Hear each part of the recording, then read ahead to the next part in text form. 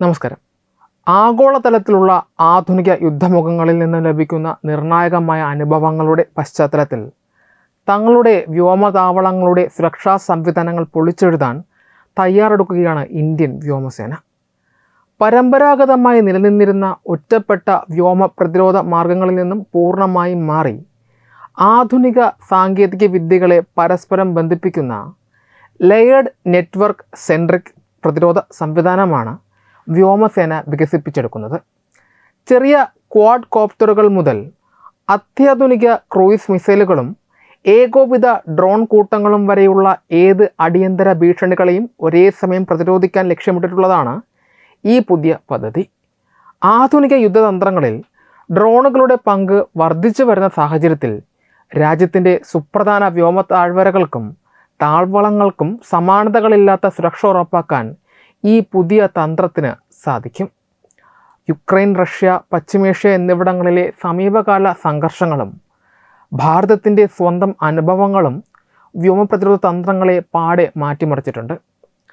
ഒരൊറ്റ ആയുധം കൊണ്ടോ സെൻസർ കൊണ്ടോ വർദ്ധിച്ചു വരുന്ന ആകാശ ഭീഷണികളെ ഫലപ്രദമായി നേരിടാൻ കഴിയില്ല എന്നാണ് പ്രതിരോധ വിദഗ്ധരുടെ വിലയിരുത്തൽ.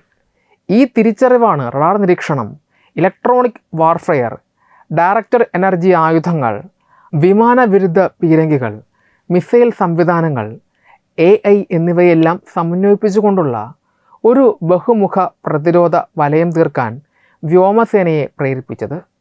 വ്യോമതാവളങ്ങളിലേക്ക് കുതിച്ചെത്തുന്ന ശത്രുവിൻ്റെ ചെറു ഡ്രോണുകളെ തുടക്കത്തിൽ തന്നെ കണ്ടെത്തുക എന്നതാണ് ഈ സംവിധാനത്തിൻ്റെ ഏറ്റവും പ്രധാനപ്പെട്ട ആദ്യപടി.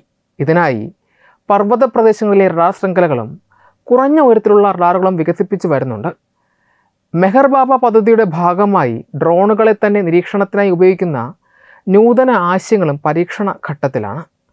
ഇത് റഡാറുകളുടെ കണ്ണിൽപ്പെടാതെ താഴ്ന്നു പറക്കുന്ന ശത്രു ഡ്രോണുകളെ കണ്ടെത്താൻ ഏറെ സഹായകരമാകും.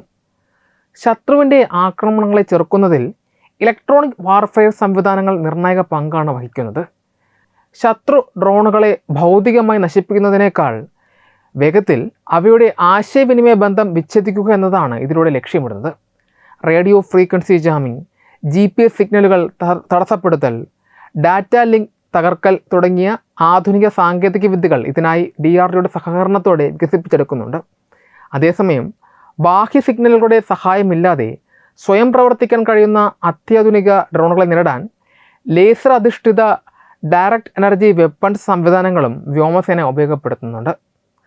ലക്ഷക്കണക്കിന് രൂപ വിലമതിക്കുന്ന മിസൈലുകൾ ഉപയോഗിച്ച് ചെറിയ ഡ്രോണുകളെ തകർക്കുന്നത് വലിയ സാമ്പത്തിക നഷ്ടത്തിന് ഇടയാക്കും എന്നതിനാൽ വളരെ കുറഞ്ഞ ചെലവിൽ അനന്തമായ ആയുധശേഷിയോടെ ശത്രുവിനെ തുരത്താൻ ലേസർ ആയുധങ്ങൾക്ക് സാധിക്കും.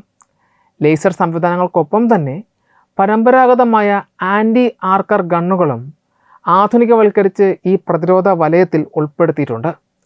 സ്മാർട്ട് റൗണ്ടുകളും പ്രോഗ്രാമബിൾ ആകാശ സ്ഫോടന ശേഷിയുള്ള L-70, Cu-23 പീരങ്കികൾ ചെറിയ ലക്ഷ്യങ്ങളെ തകർക്കാൻ ഏറ്റവും ചെലവ് കുറഞ്ഞ മാർഗമാണ്. ആകാശത്തിലൂടെ വരുന്ന വലിയ ഭീഷണികളെ നേരിടാൻ Akash NG, spider, MRSM, S-400 തുടങ്ങിയ അത്യാധുനിക മിസൈൽ സംവിധാനങ്ങൾ പുറം പ്രതിരോധ വലയമായി നിലകൊള്ളുന്നു. ഇതിനു പുറമെ വ്യോമതാവളങ്ങളിൽ കട്ടിയുള്ള ഷെൽട്ടറുകൾ, ഭൂഗർഭ സംഭരണികൾ, വ്യാജ റഡാറുകൾ എന്നിവ നിർമ്മിച്ച് ആക്രമണങ്ങളിൽ നിന്നുള്ള നാശനഷ്ടങ്ങൾ പരമാവധി കുറയ്ക്കാനുള്ള നടപടികളും സ്വീകരിച്ചിട്ടുണ്ട്. ഈ മുഴുവൻ പ്രതിരോധ സംവിധാനങ്ങളെയും ഒരൊറ്റ ഡിജിറ്റൽ സംവിധാനത്തിൽ ഏകോപിപ്പിക്കുന്നത് ആർട്ടിഫിഷ്യൽ ഇൻ്റലിജൻസ് അധിഷ്ഠിത കമാൻഡ് നെറ്റ്വർക്കുകളാണ്. മനുഷ്യൻ്റെ ഇടപെടലുകൾക്ക് അപ്പുറം തത്സമയം ലക്ഷ്യങ്ങളെ വേഗത്തിൽ തരംതിരിച്ചറിഞ്ഞ് പ്രതിരോധ നടപടികൾ സ്വീകരിക്കാൻ ഈ AI സംവിധാനങ്ങൾ സഹായിക്കുന്നു. ചുരുക്കത്തിൽ, പ്രതിരോധത്തിൽ ഒതുങ്ങാതെ ആധുനിക സാങ്കേതിക വിദ്യകളുടെ കരുത്തോടെ ഇന്ത്യയുടെ വ്യോമമേഖലയെ പൂർണ്ണമായും സുരക്ഷിതമാക്കുന്ന വിപ്ലവകരമായ മാറ്റമാണ് വ്യോമസേന നടപ്പിലാക്കിക്കൊണ്ടിരിക്കുന്നത്. ആഗോള പ്രതിരോധ രംഗത്ത് അതിവേഗം മാറിമറിയുന്ന തന്ത്രപരമായ സമവാക്യങ്ങൾക്കിടയിൽ ഇന്ത്യൻ വ്യോമസേന നടപ്പിലാക്കുന്ന പുതിയ പ്രതിരോധ നയം അയൽ രാജ്യങ്ങളായ ചൈനയുടെയും പാകിസ്ഥാൻ്റെയും സൈനിക കണക്കുകൂട്ടലുകളെ പൂർണ്ണമായും തകിടം മറിക്കുന്ന ഒന്നാണ്. പരമ്പരാഗതമായ വ്യോമ പ്രതിരോധ രീതികളിൽ നിന്നും മാറി AI, ലേസർ ആയുധങ്ങൾ, ഇലക്ട്രോണിക് വാർഫെയർ, അത്യാധുനിക മിസൈൽ ശൃംഖലകൾ എന്നിവ ഒരൊറ്റ കുടക്കീഴിൽ അണിനിരത്തുന്ന ലെയേർഡ് നെറ്റ്വർക്ക് സെൻട്രിക് സംവിധാനം ഇന്ത്യ സ്വന്തമാക്കുമ്പോൾ അത് ഈ രണ്ട് രാജ്യങ്ങളുടെയും സൈനിക ആസൂത്രണങ്ങളെയും ആക്രമണ സാധ്യതകളെയും കനത്ത പ്രതിസന്ധിയിലാണ് അകപ്പെടുത്തുന്നത്. കൊച്ചു ക്വാഡ് ഹെലികോപ്റ്ററുകൾ മുതൽ ഡ്രോൺ കൂട്ടങ്ങളും അത്യാധുനിക സ്റ്റെൽത്ത് യുദ്ധവിമാനങ്ങളും ക്രൂയിസ് മിസൈലുകളും വരെയുള്ള ഏത് ആധുനിക ഭീഷണിയെയും നിഷ്പ്രഭമാക്കാൻ ശേഷിയുള്ള ഈ ഇന്ത്യൻ കവചം ഇരു ശത്രുരാഷ്ട്രങ്ങളുടെയും സൈനിക തന്ത്രങ്ങൾക്ക് ശക്തമായ തിരിച്ചടിയാണ് നൽകുന്നത്. ഭാരതം തങ്ങളുടെ വ്യോമപ്രതിരോധ രംഗത്ത് ഉപയോഗിക്കുന്ന സാങ്കേതിക വിദ്യകളിൽ വലിയൊരു പങ്കും പൂർണ്ണമായും തദ്ദേശീയമായി വികസിപ്പിച്ചെടുത്തവയാണ്. രാജ്യത്തിൻ്റെ പ്രതിരോധ ഗവേഷണ സ്ഥാപനമായ DRDO, പൊതുമേഖലാ സ്ഥാപനങ്ങൾ, പ്രൈവറ്റ് കമ്പനികൾ, സ്റ്റാർട്ടപ്പുകൾ എന്നിവയുടെയെല്ലാം കൂട്ടായ്മയിലാണ് ഈ ആധുനിക സാങ്കേതിക വിദ്യകൾ ഭാരതം സ്വന്തമാക്കുന്നത്. അതേസമയം പൂർണ്ണമായും തദ്ദേശീയമായ സംവിധാനങ്ങൾക്കൊപ്പം തന്നെ രാജ്യത്തിൻ്റെ സുരക്ഷാ ആവശ്യങ്ങൾ മുൻനിർത്തി ചില വിദേശ നിർമ്മിത അത്യാധുനിക സാങ്കേതിക വിദ്യകളും ഭാരതം ഉപയോഗിക്കുന്നുണ്ട്. തദ്ദേശീയവും ഇറക്കുമതി ചെയ്തതുമായ സാങ്കേതിക വിദ്യകളുടെ ഒരു മികച്ച സന്തുലിതാവസ്ഥയാണ് ഇന്ത്യൻ വ്യോമസേന നിലവിൽ പിന്തുടരുന്നത്. ഈ പുതിയ പ്രതിരോധ മുന്നേറ്റം പാകിസ്ഥാനെ സംബന്ധിച്ചിടത്തോളം വലിയൊരു തന്ത്രപരമായ തിരിച്ചടിയാണ് ഉണ്ടാക്കുന്നത്. കഴിഞ്ഞ കാലങ്ങളിൽ നിന്നും വ്യത്യസ്തമായി പാകിസ്ഥാൻ വ്യോമസേന നടത്തുന്ന ഏത് രഹസ്യ നീക്കങ്ങളെയും അല്ലെങ്കിൽ അതിർത്തി കടന്നുള്ള ഡ്രോൺ നുഴഞ്ഞുകയറ്റങ്ങളെയും തുടക്കത്തിൽ തന്നെ കണ്ടെത്താൻ ഇന്ത്യയുടെ പുതിയ പർവ്വത റഡാർ ശൃംഖലകൾക്കും മെഹർ ബാബ പദ്ധതിയുടെ ഭാഗമായുള്ള നിരീക്ഷണ ഡ്രോണുകൾക്കും സാധിക്കുന്നുണ്ട്. പാകിസ്ഥാൻ വലിയ തോതിൽ ആശ്രയിക്കാൻ സാധ്യതയുള്ള ഡ്രോൺ കൂട്ടങ്ങളുടെ ആക്രമണങ്ങളെ radio frequency jamming, GPS signal തടസ്സപ്പെടുത്തൽ തുടങ്ങിയ ഇലക്ട്രോണിക് വാർഫെയർ സംവിധാനങ്ങൾ വഴി ലക്ഷ്യത്തിലെത്തും മുൻപ് തന്നെ നിർവീര്യമാക്കാൻ ഇന്ത്യക്ക് സാധിക്കുന്നു. വില കൂടിയ മിസൈലുകൾക്ക് പകരം വളരെ കുറഞ്ഞ ചെലവിൽ ഉയർന്ന ഫലപ്രാപ്തിയുള്ള ലേസർ അധിഷ്ഠിത ഡയറക്റ്റഡ് എനർജി ആയുധങ്ങൾ ഇന്ത്യ വിന്യസിക്കുമ്പോൾ പാകിസ്ഥാൻ്റെ സാമ്പത്തിക ശേഷിയെയും സൈനിക ആസൂത്രണത്തെയും അത് വല്ലാതെ ബാധിക്കും. ചുരുക്കത്തിൽ പാകിസ്ഥാൻ്റെ വ്യോമാക്രമണങ്ങളുടെ വേഗതയും കൃത്യതയും തകർത്തെറിയാൻ ഈ പ്രതിരോധ നയത്തിന് സാധിക്കുന്നു.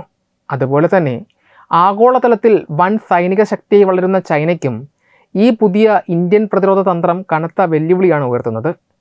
ചൈന നിർമ്മിച്ച് വികസിപ്പിച്ചെടുക്കുന്ന അത്യാധുനിക സ്റ്റെൽത്ത് യുദ്ധവിമാനങ്ങളും റഡാറുകളുടെ കണ്ണുവെട്ടിക്കുന്ന ആധുനിക മിസൈലുകളും ചൈനീസ് നിർമ്മിത ഡ്രോൺ സാങ്കേതിക വിദ്യകളും ഇന്ത്യൻ വ്യോമതാവളങ്ങൾക്ക് മേൽ എളുപ്പത്തിൽ പ്രയോഗിക്കാൻ കഴിയില്ലെന്ന അവസ്ഥയാണ് ഇതുണ്ടാക്കുന്നത്.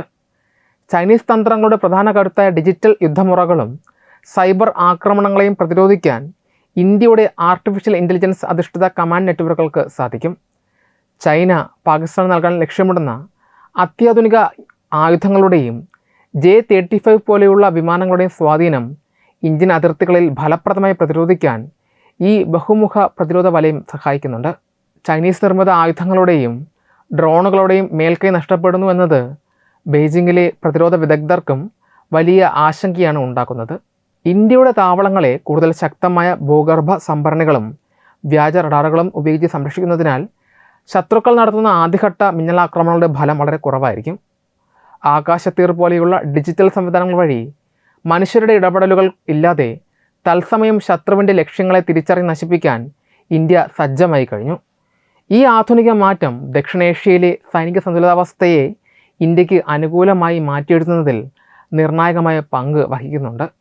ചുരുക്കത്തിൽ ചൈനയുടെയും പാകിസ്ഥാൻ്റെയും ഏത് ആധുനിക സൈനിക നീക്കങ്ങളെയും പൂർണ്ണ ആത്മവിശ്വാസത്തോടെ നേരിടാനും തകർത്തെറിയാനും ഇന്ത്യയുടെ പുതിയ വ്യോമപ്രതിരോധ തന്ത്രത്തിന് സാധിക്കുമെന്നതിൽ യാതൊരു സംശയവുമില്ല. ഈ വാർത്തയെക്കുറിച്ചുള്ള നിങ്ങളുടെ അഭിപ്രായങ്ങൾ കമൻറ്റുകളെ രേഖപ്പെടുത്തുക. വീഡിയോ ഇഷ്ടമായി ലൈക്ക് ചെയ്യുക, ഷെയർ ചെയ്യുക. കൂടുതൽ വാർത്തകൾക്കായി ഞങ്ങളുടെ ചാനൽ സബ്സ്ക്രൈബ് ചെയ്യുക. വെബ് ഡെസ്ക് തത്വമൈ ന്യൂസ്. HIV അണുബാധ സന്തോഷപൂർണമായ ഒരു ജീവിതത്തിന് തടസ്സമല്ല. HIV അണുബാധയ്ക്ക് ഫലപ്രദമായ ചികിത്സ ഇന്ന് ലഭ്യമാണ്. ഇതിന് യഥാസമയം അണുബാധ കണ്ടെത്തുന്നതും കാലേക്കൂട്ടി ചികിത്സ നടത്തേണ്ടതും അത്യാവശ്യമാണ്. സൗജന്യമായ ചികിത്സയും മാർഗനിർദ്ദേശങ്ങളും സർക്കാർ ആശുപത്രികളിലെ ART അഥവാ ഉഷസ് കേന്ദ്രങ്ങളിൽ ലഭ്യമാണ്. ആരോഗ്യ സംരക്ഷണം ഓരോരുത്തരുടെയും ഉത്തരവാദിത്തമാണ്.